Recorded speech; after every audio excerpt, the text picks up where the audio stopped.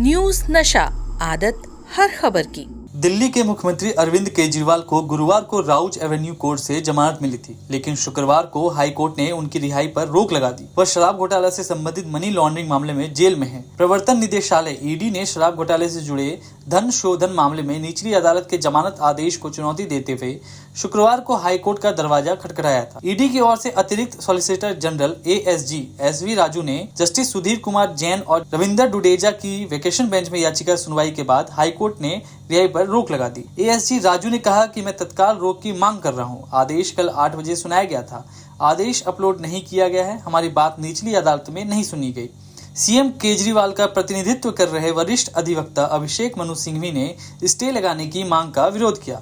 सिंघवी ने कहा कि सुप्रीम कोर्ट के 10 फैसले हैं कि जमानत रद्द करना जमानत देने से बिल्कुल अलग होता है। दोनों पक्षों की दलीलें सुनने के बाद हाईकोर्ट ने निर्देश दिया कि मामले की पूरी सुनवाई होने तक जमानत आदेश लागू नहीं किया जाएगा। केजरीवाल के वकील अभिषेक मनु सिंघवी ने दलीलें देते हुए कहा कि जमानत की सुनवाई कैसी होनी चाहिए, इस बारे में गलत धारणा है, सिर्फ इसलिए कि इसमें राजनीतिक विरोध शामिल है और अगर जज द्वारा सभी मांगों का निपटारा नहीं किया जाता है तो इससे एएसजी राजू को जज को बदनाम करने का अधिकार मिल जाता है। यह निंदनीय है, दुखद है। यह कभी भी सरकारी अधिकारी की ओर से नहीं होना चाहिए। सिंघवी ने कहा कि ईडी पूरी तरह से पक्षपातपूर्ण है। हर तर्क में पूरी तरह पक्षपात दिखता है। निचली अदालत में यह मामला 5 घंटे तक चला। राजू ने करीब 3 घंटे 45 मिनट का समय लिया और फिर ट्रायल जज पर दोष लगाया गया क्योंकि उन्होंने हर कॉमा और फुल स्टॉप को दोहराया नहीं। सिंघवी ने हाईकोर्ट में दलील दी कि ईडी को लगता है कि चूंकि सीएम का मामला है तो घंटों सुना जाना चाहिए और जज को निबंध लिखना चाहिए। उन्होंने कहा कि अगर राजू जी की सभी दलीलें को आदेश नहीं लिखे तो उन पर ही सवाल उठाए जाएंगे। ये दुर्भाग्यपूर्ण है। सिंघवी ने कहा कि ईडी की दलील है कि सुप्रीम कोर्ट ने हाई कोर्ट की जस्टिस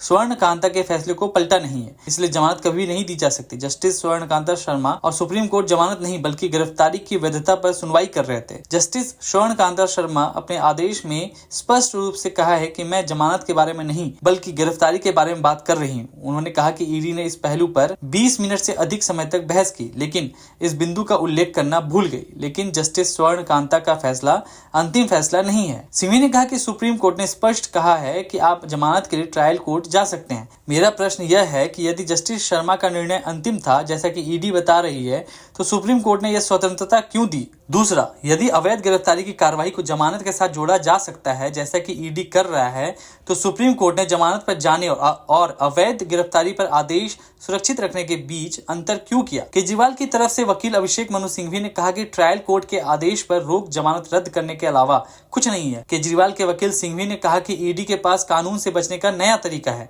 सिंघवी ने कहा कि ईडी कानून को दरकिनार करने की कोशिश कर रही है। जमानत मंजूर करना और जमानत रद्द करना 2 अलग अलग चीजें हैं। सिंघवी ने कहा कि ईडी की नजर में किसी व्यक्ति की स्वतंत्रता बहुत कम है। ईडी कानून को सिर के बल खड़ा करना चाहते हैं। निचली अदालत के फैसले पर रोक नहीं बल्कि रोक से उन्हें वापस जेल जाना पड़ेगा।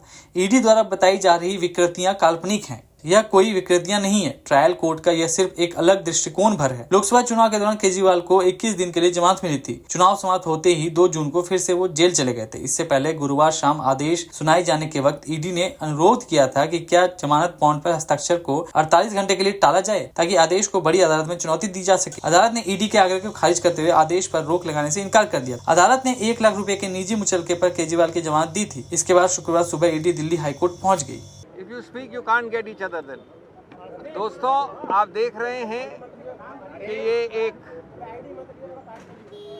बहुपार्टी डेलीगेशन जिसमें मेरे सब वरिष्ठ कॉलीग्स यहाँ खड़े हैं अलग अलग विभिन्न पार्टियों से, ये तीसरी बार इस चुनाव में मल्टी पार्टी डेलीगेशन गया है चुनाव आयोग। आज हमने 2-3 मुद्दे स्पष्ट रखे उनके सामने। उन्होंने हमें कम समय में समय दिया, इसके लिए हम धन्यवाद करते हैं उनका। सबसे महत्वपूर्ण और अहम मुद्दा ये है कि पोस्टल बैलेट्स ये एक जानी मानी प्रक्रिया है कि चुनाव के परिणाम को एक तरफ से दूसरी तरफ ले जा सकती है। कई बार ऐसा हुआ है कि सभी पार्टियों के बीच में जो फ़र्क है वोट्स का वो x है, लेकिन पोस्टल बैलेट्स 2x या 3x होते हैं। यानी पोस्टल बैलेट्स निर्णायक सिद्ध होते हैं परिणाम के मामले में। इसलिए चुनाव आयोग ने एक जो रूल है, प्रावधान है, जो एक्ट के अंतर्गत रूल बनता है, जो स्टैट्यूटरी रूल होता है, कोई गाइडलाइन नहीं, कोई चिट्ठी नहीं, उसके अंदर कहा है अंतर्गत कि पोस्टल बैलेट्स की गिनती पहले ली जाएगी, यानी ईवीएम की गिनती के पहले पोस्टल बैलेट्स की गिनती ली जाएगी। ये रूल 54A में लिखा है स्पष्ट रूप से। इस बात को कई बार अलग अलग रूप से चिट्ठियों द्वारा और गाइडलाइंस द्वारा चुनाव आयोग ने दोहराया है।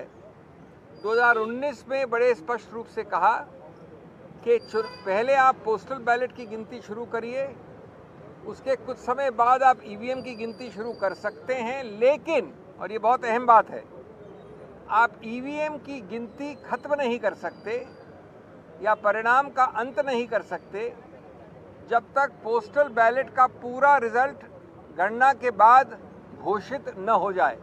यानी पोस्टल बैलेट की गणना के बाद उसका परिणाम पहले घोषित करना अनिवार्य है, और अगर आप अंत तक पहुंच गए हैं ईवीएम में तो उसको रोकिए जब तक पोस्टल बैलेट का आप परिणाम घोषित न करें। इसके बावजूद, और ये हमारी याचिका है, ये हमारी कंप्लेंट थी आज चुनाव आयोग से, चुनाव आयोग ने गाइडलाइंस द्वारा इस स्टैट्यूटरी रूल नियम को बदला है। वो नहीं किया जा सकता कानून में, गाइडलाइंस द्वारा किसी रूल को नहीं बदला जा सकता। उन्होंने गाइडलाइंस द्वारा जो पुरानी गाइडलाइंस थी 2019 वाली, जो मैंने बताई अभी आपको, उसको हटा दिया है, उसको निरस्त कर दिया है। और इसका बड़ा सरल और सीधा परिणाम ये होता है कि ईवीएम की पूरी गणना हो जाए अंत तक, तब तक भी पोस्टल बैलेट की निर्णय की घोषणा करना अनिवार्य नहीं रहा है। अब हमारे को पता है कि कई बार ऐसा हुआ है कि पोस्टल बैलेट के आधार पर निर्णय उत्तर से दक्षिण हो गया है, पूर्व से पश्चिम हो गया है। इसीलिए ये प्रावधान बनाया गया था, यही इसका औचित्य है। इसलिए ये अति आवश्यक है कि ए, आप कानून के अंतर्गत एक गाइडलाइन द्वारा नियम को नहीं बदल सकते। बी, पोस्टल बैलेट जो निर्णायक एक रोल प्ले करता है उसके लिए भी अनिवार्य है कि उसको पहले गिना जाए। और तीसरा कि एक लेवल प्लेइंग फील्ड के लिए, गणतंत्र के लिए, स्वतंत्र चुनाव के लिए, जो कि संविधान के मूल तत्वों का एक अभिन्न अंग माना गया है, ये आवश्यक है कि जो पुराना रूल था उसी को फॉलो किया जाए, जो प्रावधान अभी भी है उसी को रूल किया जाए। और आप हमसे जुड़े रहने के लिए सब्सक्राइब करें YouTube पर, फॉलो करें Twitter पर और लाइक करें Facebook पर। और ज्यादा जानकारी के लिए आपको टाइप करना होगा सिर्फ न्यूज़ नशा।